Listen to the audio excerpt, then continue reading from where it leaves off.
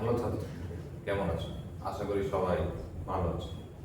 Welcome to the টিভির YouTube এবং Facebook পেজে তোমাদের সবাইকে স্বাগত। আমরা চলে এসেছি এইচএসসির আইসিটির 3.1 সংখ্যা পদ্ধতির অঙ্ক নিয়ে। আমরা গত পাঠে আমরা কিছু কাজ করেছিলাম, সংখ্যাগুলো চিনেছিলাম যে কিভাবে মানটা চেনা যায়, অক্টাল, বাইনারি, হেক্সাডেসিমাল, দশমিক, এগুলো।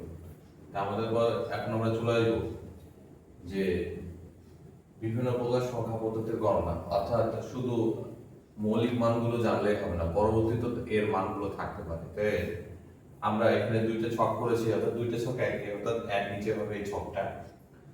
তাই আমাদের মোটামুটি একটা সংখ্যার এই যে 32টা আমরা ছক টেনেছি, 32 পর্যন্ত মান বা 32 পর্যন্ত মানের ভ্যালুগুলো জানলেই হয়। তো এখন আমরা একটু শিখবো যে কিভাবে মানগুলো হয় বা পরবর্তী মানগুলো কি হতে পারে এগুলো।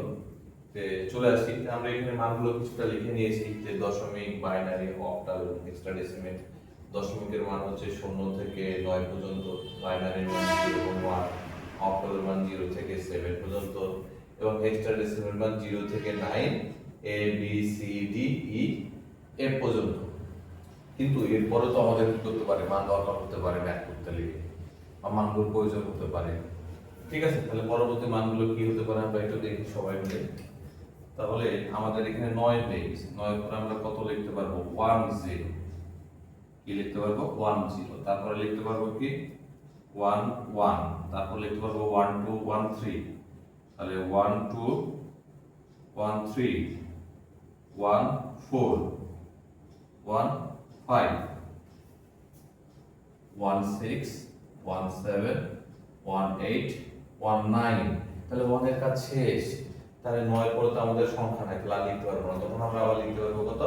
20।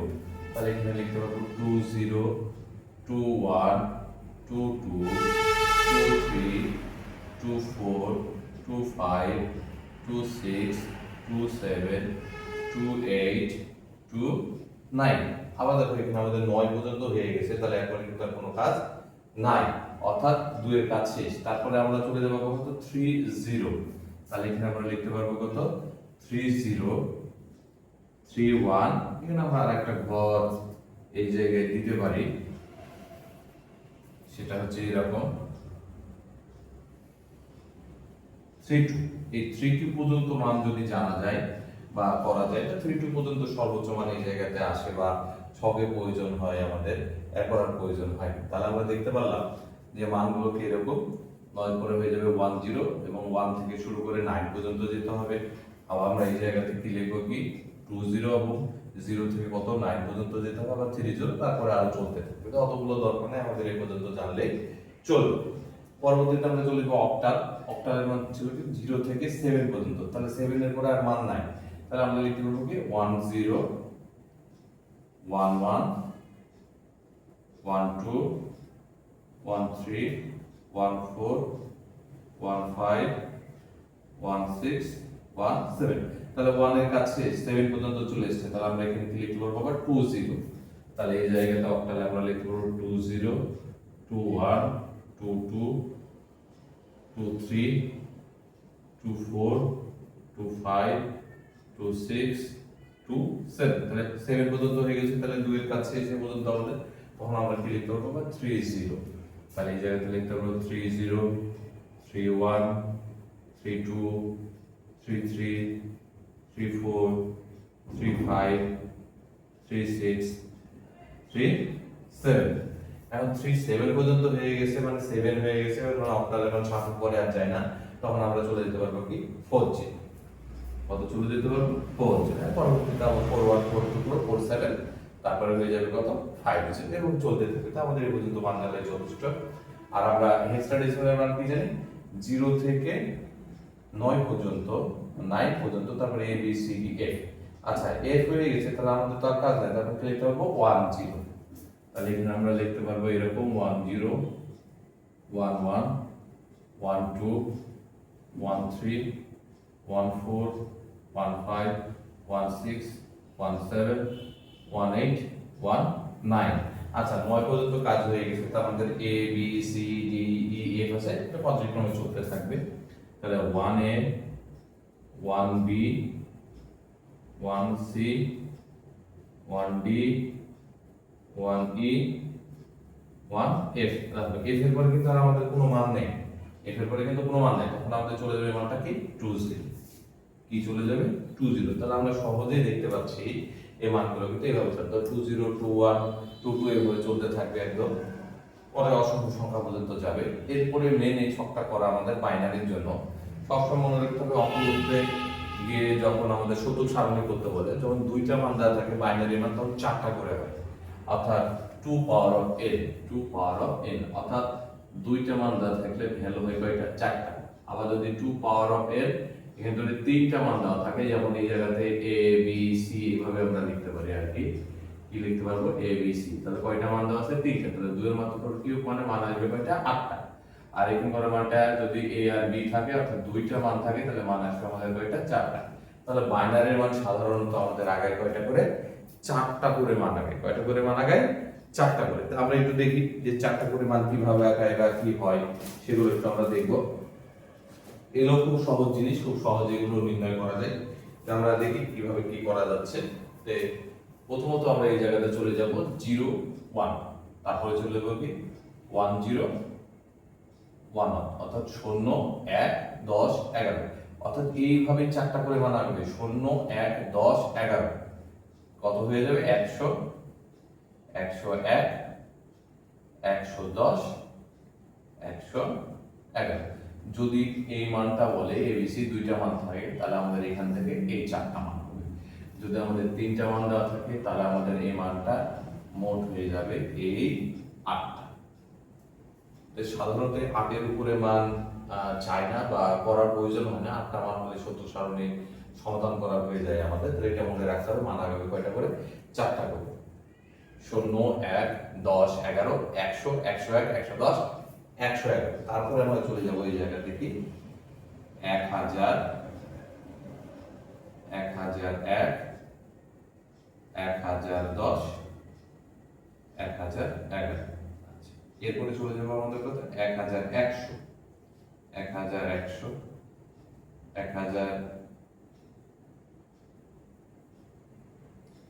1101 1110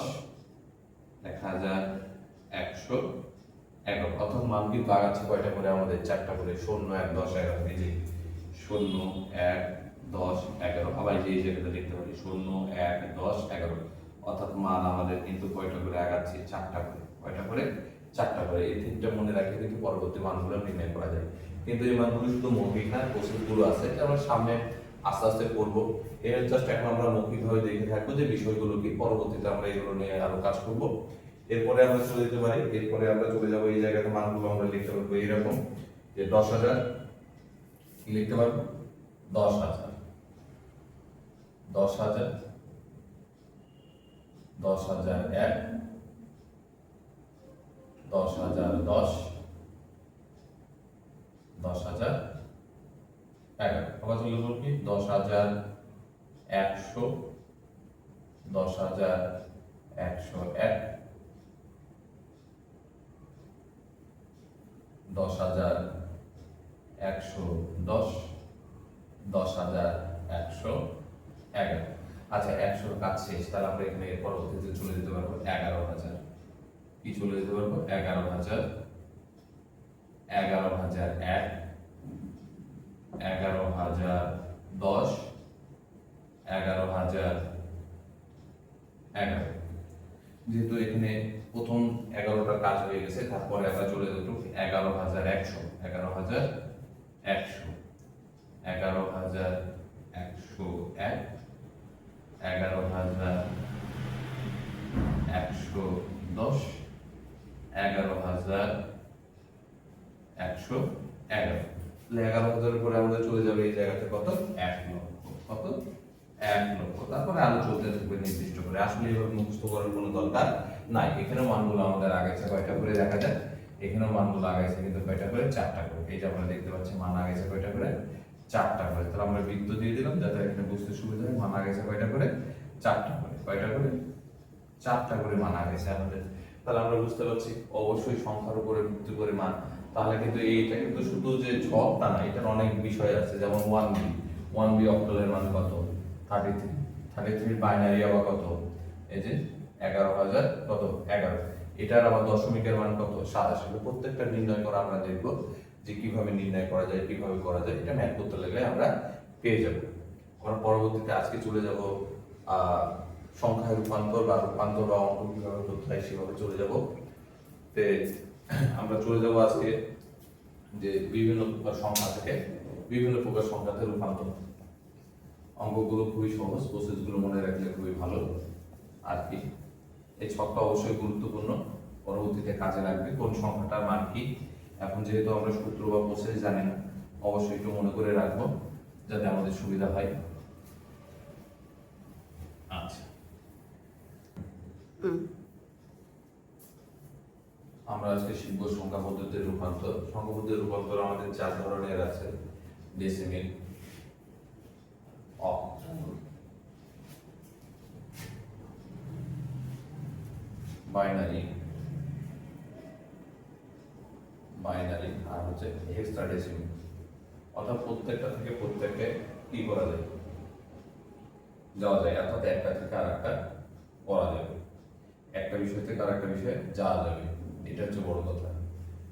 এখানে আমরা লিখে নিলাম। অর্থাৎ বিষয়টা এরকম যে আমরা এখান থেকে এখানে যেতে পারবো, এখান থেকে এখানে যেতে পারবো, আবার এখান থেকে এখানে যেতে পারবো, এখান থেকে এখানে যেতে পারবো। আবার বাইনারি থেকে আমরা ডেসিমেলে যেতে পারবো, আমরা এখান থেকে এখানে বোথ অর্থাৎ উভয়ে যেতে পারবো। আর অক্টাল থেকে হেক্সাডেসিমেলে যেতে পারবো, আবার হেক্সাডেসিমেল থেকে অক্টালে যেতে পারবো। আবার আমরা বাইনারি থেকে হেক্সাডেসিমেলে যেতে পারবো, আবার হেক্সাডেসিমেল থেকে বাইনারিতে যেতে পারবো। এটা হচ্ছে মূল বিষয়। আমরা চলে যাবো এখানে মোট 3 ধরনের পরিবর্তন আমরা করতে পারবো, বা 3 ধরনের অঙ্ক নিয়ে এই চ্যাপ্টারগুলো কাজ করেছে। সেই কাজগুলো হচ্ছে, প্রথমটা করতে পারি আমরা এরকম যে দশমিক সংখ্যা পদ্ধতি থেকে সংখ্যা পদ্ধতি থেকে যে কোনো সংখ্যা পদ্ধতিতে রূপান্তর, যে কোনো সংখ্যা পদ্ধতিতে রূপান্তর। আমরা আরো একটা পয়েন্ট দিতে পারবো এরকম, অন্য যে কোনো সংখ্যা পদ্ধতি থেকে, অন্য যে কোনো সংখ্যা পদ্ধতি থেকে দশমিক সংখ্যা পদ্ধতিতে রূপান্তর, থেকে দশমিক সংখ্যা পদ্ধতিতে রূপান্তর। আচ্ছা, আরো একটা বিষয়ে চলে যেতে পারবো, সেটা হচ্ছে এরকম বাইনারি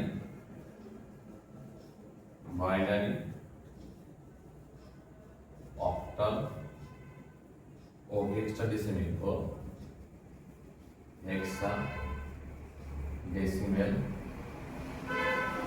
মধ্যে পারস্পরিক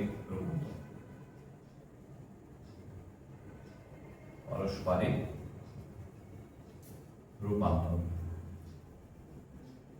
আচ্ছা, এই অধ্যায়ে আমরা এই 3টে বিষয় নিয়ে বেশি কাজ করবো। পরবর্তীতে আরো অঙ্ক রয়েছে, এই বিষয়গুলো খুবই গুরুত্বপূর্ণ আমাদের।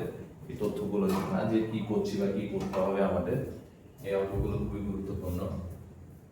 এখন আমরা কাজ করব। আমরা আজকে শিখব দশমিক থেকে, অর্থাৎ এই আইটেমটা শিখবো আজকে দশমিক থেকে যে কোনো সংখ্যা পদ্ধতিতে রূপান্তর।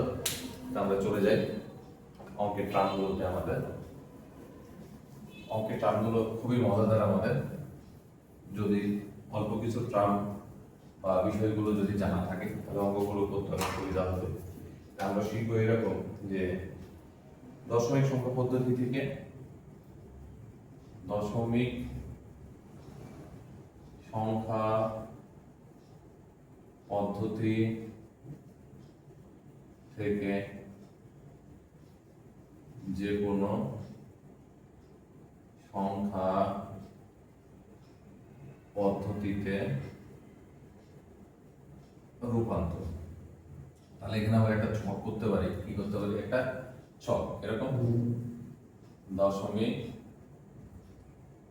সংখ্যা পদ্ধতি, দশমিক সংখ্যা পদ্ধতি। আচ্ছা, দশমিক সংখ্যা পদ্ধতির আমরা এখানে লিখে দেবো কি বেস। তাহলে দশমিক সংখ্যা পদ্ধতির বেস হচ্ছে আমাদের কত, 10। অর্থাৎ এখান থেকে আমাদের মান যাবে কয়টি, অর্থাৎ কি কি নির্ণয় করতে পারবো এই জায়গাতে, আমরা নির্ণয় করতে পারবো বাইনারি সংখ্যা পদ্ধতি, সংখ্যা পদ্ধতি। তাহলে বাইনারি সংখ্যা পদ্ধতির বেস আমাদের কত, বেস হচ্ছে আমাদের 2। আচ্ছা, এরপরে লিখতে পারবো এটা কি আমাদের অক্টাল, অক্টাল সংখ্যা পদ্ধতি, অক্টাল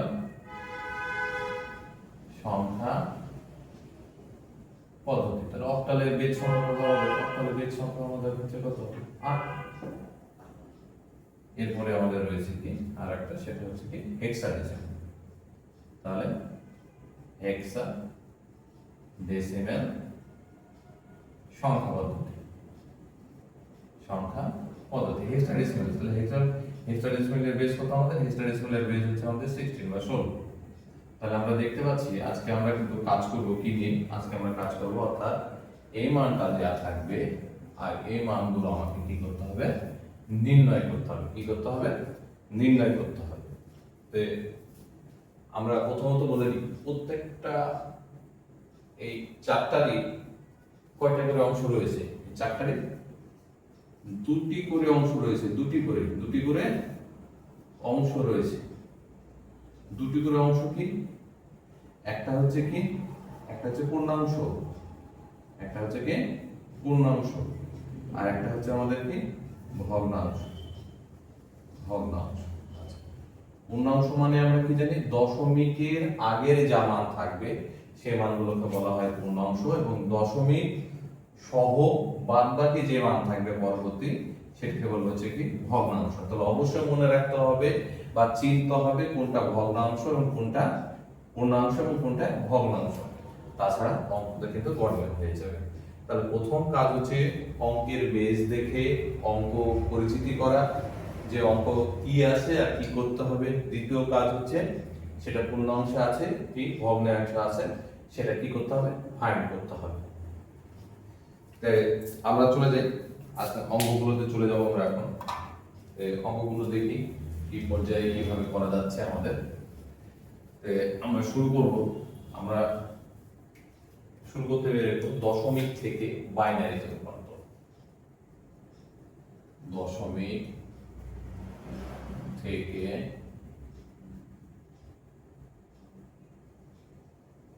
বাইনারি, বাইনারিতে রূপান্তর, দশমিক থেকে বাইনারিতে রূপান্তর। আচ্ছা, খুবই সুন্দর কথা, দশমিক থেকে আমরা বাইনারিতে রূপান্তর করব। দশমিক থেকে আমাদের বাইনারিতে রূপান্তর করতে হলে প্রথমত বলেছি এটার কয়টা করে মান আছে, দুইটা করে অংশ আছে। তাহলে প্রথম অংশটা আমরা করি পূর্ণাংশ, পূর্ণাংশ। আচ্ছা, পূর্ণাংশ বলেছি কি দশমিকের আগের অংশ, দশমিকের আগের অংশ। তাহলে এটা করার জন্য কিছু সূত্র আমাদের জানা প্রয়োজন বা কিছু জিনিস মনে রাখা প্রয়োজন। এটা পরীক্ষাতে যে লাইনটা লিখবো এটা পরীক্ষাতে লেখা দরকার নাই, জাস্ট বোঝার জন্য আমরা লিখছি। এরকম যে শূন্য না হওয়া পর্যন্ত সংখ্যাটিকে অনবরত 2 দ্বারা ভাগ করতে হবে। এখানে একটা লাইন আমরা থার্ড ব্র্যাকেটে লিখে রাখবো, শূন্য না হলে dot dot dot dot dot, অর্থাৎ এটা অসীম বোঝায়। কি বোঝায়, অসীম। অর্থাৎ আমরা ভাগ করে যাচ্ছি, ভাগ করে যাচ্ছি, ধর একই মান আসতে আসে আসতে আসে, অর্থাৎ 8-10 বার ভাগ করেছি, ভাগ করে দেখছি ভ্যালুগুলো একই রকম আসছে, বারবার করে গেছে। তখন আমরা কি করবো, উত্তরটা লিখে তার সে ডট ডট চিহ্ন দিতে হবে, যে এটা শেষ না, এটা অসম্ভব হতে পারে। শূন্য না হলে ডট ডট দিতে হবে। আচ্ছা, আমরা এখন অঙ্কতে চলে আসবো। অঙ্কটা এভাবে লিখতে পারি যে 99 এখানে লিখে দিয়েছি কত 10। আচ্ছা বেজ সংখ্যা 10, তাহলে এটা কিসে আছে? দশমিকে আছে।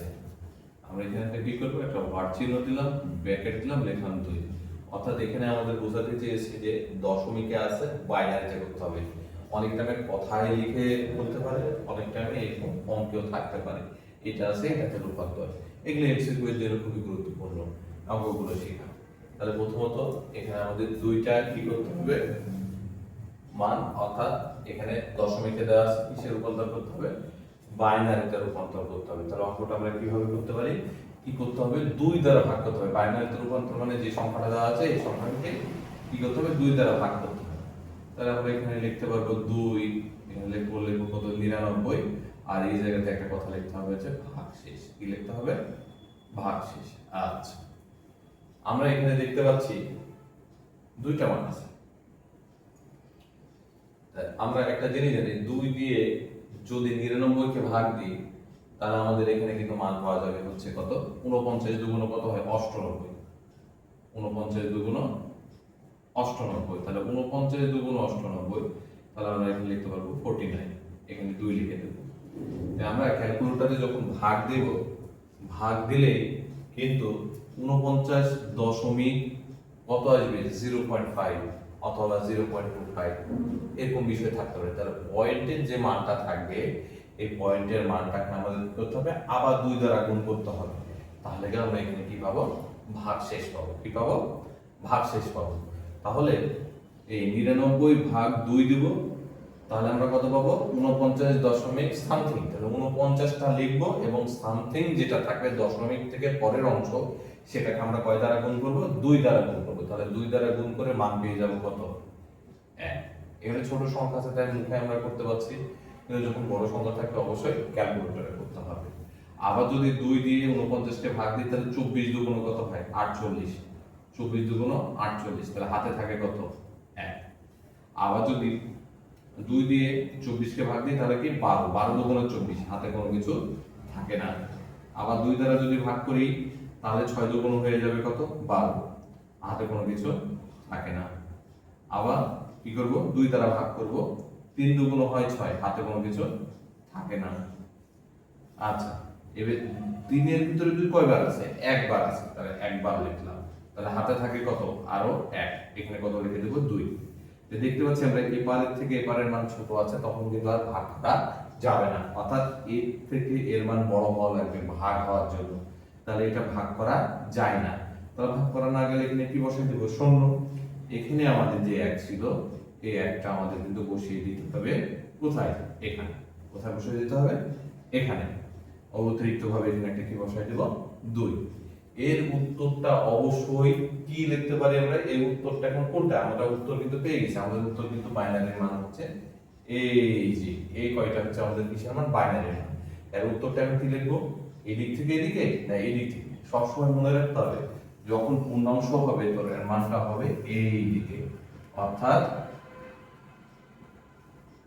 নিচ থেকে উপরে, নিচ থেকে উপরে। তাহলে এর উত্তরটা আমরা কি লিখতে পারি দেখি? এর উত্তরটা এইভাবে লিখতে পারবো যে 99 দিয়ে এই জায়গাতে লিখে দেবো কত? 10 দিয়ে এর মানটা লিখে দেবো কত? 110001। তাহলে এখানে একটা ব্র্যাকেট দেবো 1 1 1 2 3 1 1, এখানে একটা ব্র্যাকেট দেবো আর এখানে একটা খুলে লিখবো 2। অর্থাৎ দশমিকের 99 সমান সমান বাইনারির মান আমাদের কত? এত। এটাই হচ্ছে আমাদের কি অ্যানসার। তাহলে দেখলাম এরকম খুবই সহজভাবে দারুণভাবে আমরা কি বললাম সম্পূর্ণ করে ফেলেছি। আমরা আরো দু একটা কি করতে পারি? এক্সাম্পল করতে পারি বা এক্সাম্পল নিয়ে কাজ করতে পারি। তো দেখি আমরা ছোটখাটো এরকম যদি এখানে তো আমরা একটা বিজোড় সংখ্যা নিয়ে কাজ করেছি, তাই না?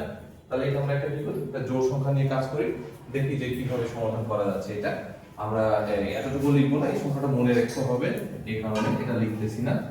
এখন আমরা একটা যে কোনো মান নেব, যে কোনো একটা মান আমরা বলতে পারি 1 থেকে 100 ঘরের ভিতরে মান হতে পারে, 100 প্লাস হতে পারে, 128 এর মধ্যে সাধারণত মানগুলো থাকে। তো আমরা এখানে যদি মানগুলো লিখে দিই এরকম যে আমরা ধরে নিলাম 80, এখানে লিখে দিলাম হচ্ছে 10 আর এখানে লিখে দিয়েছে ওয়ার্ড চিহ্ন দিয়ে আমরা কি লিখে দিয়েছি 2। তা আগে সর্বপ্রথম আমরা বিবেচনা কি করতে হবে? বিবেচনা করতে হবে 10 মানে এই জিনিসটা কিসে আছে? দশমিকে রয়েছে। হোয়াট চিহ্ন দিয়েছি, হোয়াট চিহ্ন দেওয়ার পরে এখানে লিখেছি 2, অর্থাৎ মানটা দশমিকে আছে, বাইনারিতে রূপান্তর করতে হবে। আবার দেখতে পাচ্ছি এই মানটা কিসে আছে, পূর্ণাংশে আছে। তাহলে পূর্ণাংশ হলে অবশ্যই যেহেতু 2 বাইনারিতে রূপান্তর করতে হবে, তাহলে অবশ্যই এই সংখ্যাটাকে 2 দ্বারা ভাগ করতে হবে অনবরত, যতক্ষণ পর্যন্ত শূন্য না হয়। আর যদি হতেই থাকে, আর যদি শূন্য নাই হয়, তার কি করতে হবে, উত্তর লেখাটাকে লাস্টে ডট ডট চিহ্ন দিতে হবে, অর্থাৎ এটা কি সংখ্যা হয়ে যাবে, অসীম সংখ্যা হয়ে যাবে। ঠিক আছে, তাহলে আমরা এখানে কি করি, এখন এই জায়গাতে আমরা লিখতে পারবো আগের মতো, এখানে কত 2, এখানে লিখবো 80, আর এখানে কি কথাটা লিখবো, ভাগ শেষ। আচ্ছা, এখানে একটা টান দিয়ে দেব 2, তাহলে 2 দিয়ে যদি 80 কে ভাগ করি তাহলে আমরা কত পাবো, 40। হাতে কোনো কিছু থাকে, হাতে কোনো কিছু থাকে না। আবার 2 দিয়ে যদি আমরা 40 কে ভাগ দিই তাহলে পাবো 20, 20 দুগুণ 40, হাতে কোনো কিছু থাকে না। আবার যদি আমরা 2 দিয়ে যদি 20 কে ভাগ দিই তাহলে কত পাবো, 10, হাতে কোনো কিছু থাকে না। আবার 5 দুগুণ কত হয়, 10, হাতে কোনো কিছু থাকে, হাতে কোনো কিছু থাকে না। এবার দেখি 5 এর ভিতরে 2 কয়বার আছে, 2 কে 2, 2 দুগুণ 4, 3 দুগুণ 6, তাহলে 2 কে 2, 2 দুগুণ 4, তাহলে 5 এর বেশি হয়ে যাচ্ছে। আর 5 এর বেশি হলে তো 3 হবে না, কত হবে, 2 দুগুণ 4, আর হাতে থাকবে কত, 1। আচ্ছা, এখানে আবার 2 লিখবো, 2 কে 2, তাহলে কত হলো, 1, হাতে কিছু আছে, হাতে কিছু নাই, এখানে একটা 2 লিখবো আমরা। তাহলে আমরা কিন্তু আগেই বলেছি এপারের থেকে এপারের মান যখন কি হবে, ছোট হবে, তখন কিন্তু এটা কিন্তু আর ভাগ করা যায় না, তখন এর ভ্যালুটা বসে যায় কি 0, এবং এখানে যে মানটা থাকবে এই মানটা বসে যাবে এখানে অতিরিক্ত ভাবে, এখানে আমাদের একটা কি লিখতে হবে, 2। এটা যেহেতু আমাদের কি করছি, পূর্ণাংশ করছি, তাহলে এর উত্তরটা কিন্তু যাবে কোথায়, এই যে এরকম, অর্থাৎ নিচ থেকে কোথায়, উপরে, নিচ থেকে উপরে। তাহলে আমরা এখানে লিখতে পারি এরকম যে আমাদের মান ছিল কত, 80, এখানে কত ছিল আমাদের 10, আর এখানে মান আমাদের পেয়েছি কত, 101, 101, 101, তারপরে কত, একটা, দুইটা, তিনটা, চারটা শূন্য, তাহলে একটা, দুইটা, তিনটা, চারটা শূন্য, এখানে লিখে দিতে পারবো কত, 2। আসলে এই অঙ্কটা যে আমাদের হয়েছে কিনা সেটা কিন্তু আমরা কি করতে পারি, নির্ণয় করতে পারি, তাই না?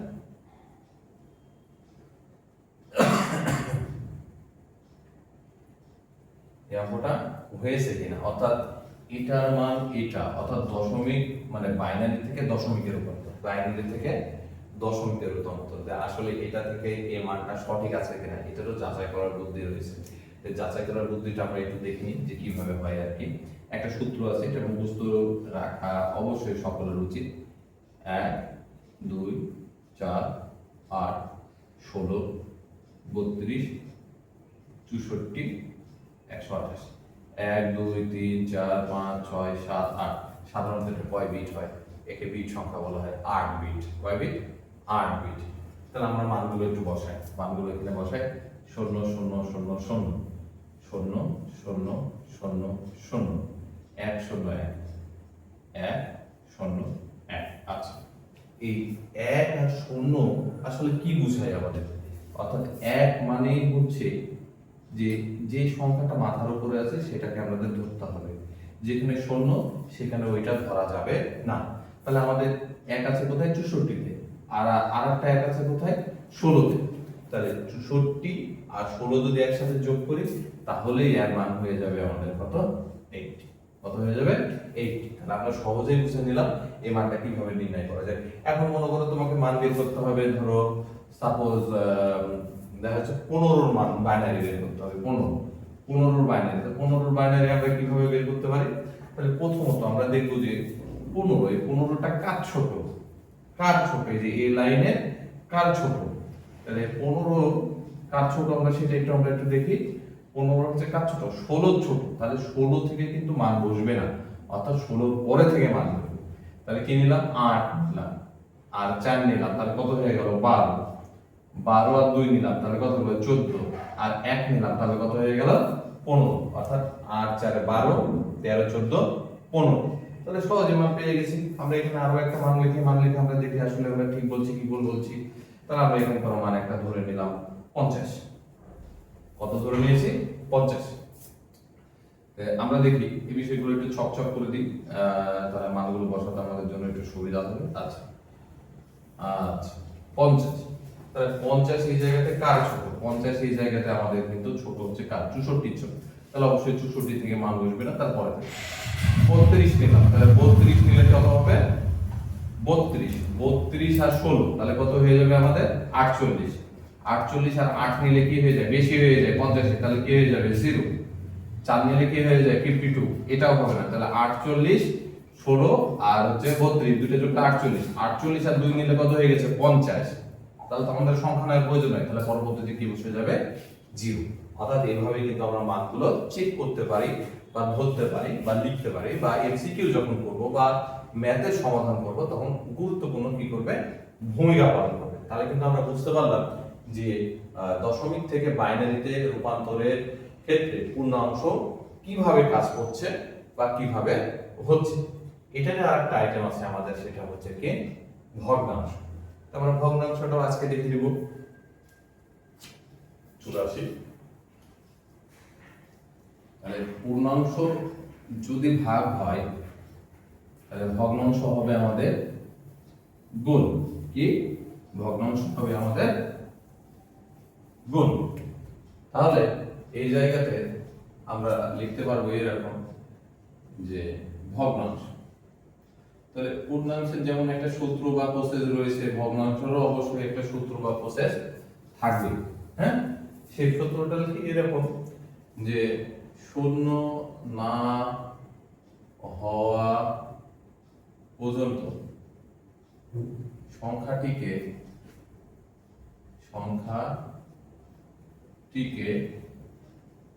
অনবরত 2 দ্বারা গুণ করতে হবে। আচ্ছা, 2 দ্বারা কি করতে হবে? গুণ করতে হবে।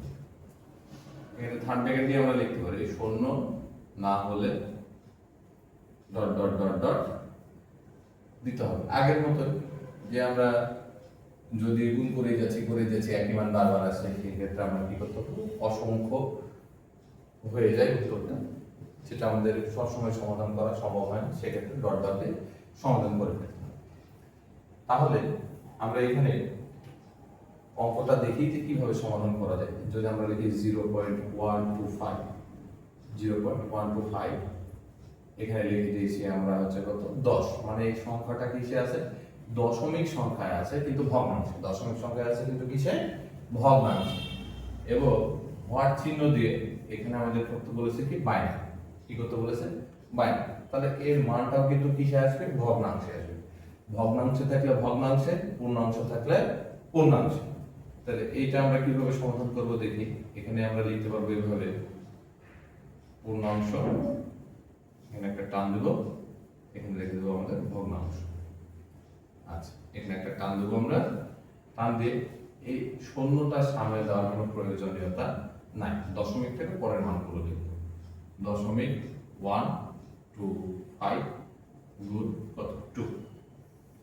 তাহলে 2 দিয়ে যদি 0.125 কে গুণ করি তাহলে হয়ে যাবে 250। কত হয়ে যাবে? 250। তাহলে এর সামনে কি আছে? একটা শূন্য আছে। আবার যদি 2 দিয়ে গুণ করি তাহলে হয়ে যাবে কত? 500। তাহলে সামনে কি আছে? একটা শূন্য আছে। আবার যদি একে 2 দ্বারা গুণ করি তাহলে 500 দুগুণ কত হয়ে যাবে? 1000। আর ভগ্নাংশে একটা জিনিস মনে রাখতে হবে, 1000 মানে 1। 1000 মানে কত? 1000 মানে হচ্ছে কত? 1। তাহলে 500 দুগুণে 1000, তাহলে 1.00। তাহলে দেখো এখানে করা ভ্যালুটা কিন্তু আমাদের 00 হয়ে গেছে। তাহলে পরবর্তীতে আর মান কিন্তু আমাদের দরকার নেই। এর উত্তরটা আমি কিভাবে লিখবো? আমাদের এটা বড় কথা। তাহলে পূর্ণাংশ ছিল আমাদের কি? নিচ থেকে উপরে। আর ভগ্নাংশের ক্ষেত্রে আমরা লিখতে পারবো এটা কি?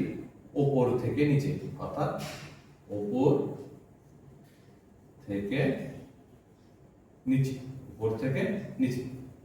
তাহলে যে কোনো মান যদি পূর্ণাংশ হয় নিচ থেকে উপরে, এবং যদি ভগ্নাংশ হয় তাহলে উপর থেকে নিচে। তাহলে উত্তরটা আমরা কিভাবে লিখতে পারি? এভাবে লিখতে পারি যে অতএব 0.125, এখানে আমরা লিখে দেবো কত? এখানে লিখে দেবো 10। যেহেতু আমরা ভগ্নাংশ নিয়ে কাজ করছি তাহলে 0 দশমিকে কথাটা সর্বপ্রথম লিখতে হবে। জিরো দশমিক অবশ্যই লিখতে হবে, জিরো দশমিক, জিরো দশমিক, তারপরে কি 001, এই 001, আর নিচে লিখে দেবো কত 2।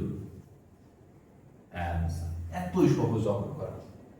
যদি একটু সেনসিটিভ ভাবে একটু ভালো মতো আমাদের এই বিষয়গুলো কেউ দেখে ভিডিওটা, তাহলে অবশ্যই সে ম্যাথ করতে পারবে, তার প্যাকেট পড়ার কোনো প্রয়োজনীয়তা হবে না, আশা করা যাচ্ছে।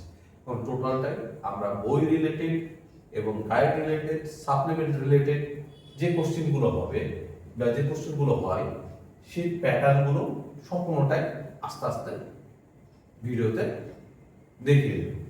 আমরা এই ভগ্নাংশেরই আরো একটা অঙ্ক করে দেখব। এখানে মনে করি যে একটা মান দেওয়া আছে এরকম যে 0.375 দিয়ে এখানে লেখা আছে 10, এখানে ওয়াট চিহ্ন দিয়ে লেখা আছে কত 2। অর্থাৎ আমরা বলতে পারবো, আগের মতো বলেছি 0 পয়েন্ট, এটা দেখে বুঝতে পারছি দশমিকের ভগ্নাংশে আছে, তাহলে বাইনারির ভগ্নাংশে রূপান্তর করতে হবে।